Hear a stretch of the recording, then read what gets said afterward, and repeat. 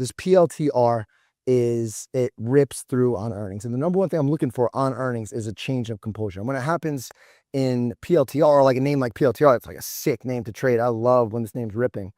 It's going to catch my attention. And also, I'm looking for a little bit of tech risk now that we're seeing a lot more healthy action in those spaces. So it gives me that rip, and I'm sitting there. I'm like, oh, I can't wait till this thing comes to me. I'm saying Tuesday.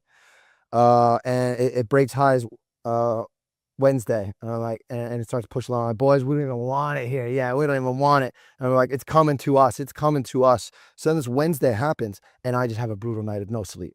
No, and I'm just like, you feel how swollen your brain is, and like how the way I know is that I make a lot of like mental, like size decisions. Like if I want to risk this amount of shares against this stop. And it's like, if I don't do that in like a flash, I'm like, oh no, like, I'm a little swollen up there. So I am tired as hell coming into this day, but this thing is coming to me, and it gives me the most perfect entry of, like, I literally wrote a book on these entries, right? So, all right, let's talk about the entries. Sorry. And not to toot my own horn, book's not that good. I don't need to do it like that. But like, this is me. This is where I have names. That's your bread and butter. Short. I missed the second leg of the short when I tell you I'm not mad at myself, right? You see how I'm talking about this PLTR? I'm like sick about it, right? Because the market changed. This is now becoming more of a market to thrive if I'm seeing earnings action like this, and earnings are my bread and butter. So we look at this thing on a 5-minute chart that day, and it gives the perfect entry of off of 5 into the support. And let me lose these lines. I'm on the laptop. This is the problem. All right, well, we could probably see what's going on. So this is the perfect entry. And we have to understand the daily chart. On the daily chart, this is the 200-day moving average right here. So this is the perfect entry right here against lows, right? 154, as much as you could buy against this like 152 lows.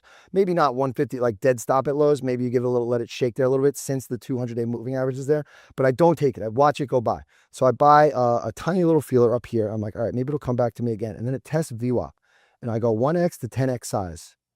And I'm pumped about it. And now I'm just looking for that price distance from cost, right? So that I can hold all this size. And it comes, you see it come back at me end of day, and here's the thing is like the trade's in motion. I don't want to get out of it. Because when like a trade's in motion, it hasn't told me I'm wrong yet. It hasn't violated. We were talking about that QQQ short. You're like, once those sellers get violated, that's when the trade's done. But the buyers weren't violated yet, but also it's like, so I get out of 90% at the end of the day, and I still have like an 8% core position. I still catch it. It's still like, whatever, but I was big, I was big for them. So, and I boofed it because one, size kills, completely emotional decision, completely trading decision. I'm not my best self. I'm tired as hell. And this 200-day isn't a line in the sand to me to risk against like that.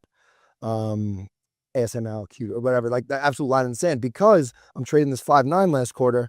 I love when names reclaim the 200-day and set up.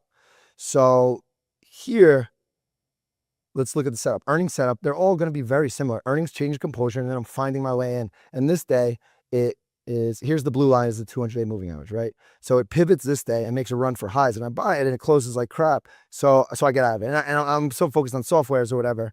I don't care to miss it. I make my money elsewhere. But the lesson for me here is like, oh, it can dance around that 200-day, right? So that influences the decision to get out. And I'm like PLTR, like, I'll probably have another chance at this thing tomorrow, right? At the time, the 5 EMA is like 148-ish, right? It's not tight. It's not compressed. So, I very reasonably say, okay, it's not my day. Like, it's just not my day trading. Let me mitigate this. I'm still in it, but I don't have anywhere near what I should have had. And then, of course, it's the best winner. And now we're talking to Jim Ropel today. He's like, I'm doing whatever I can to get into PLTR. I'm like, oh my God. So I boofed that one. I still got it. I still got size in it. But I'm so mad at myself. I'm sick about it. I'm just sick. When it gaps up the next day and rips, it rips 10% the next day. Okay. Mind you, I went from 80% size to 8% size, right? You can do the math on what that would do to my account. Too big. That's it. It was too big, So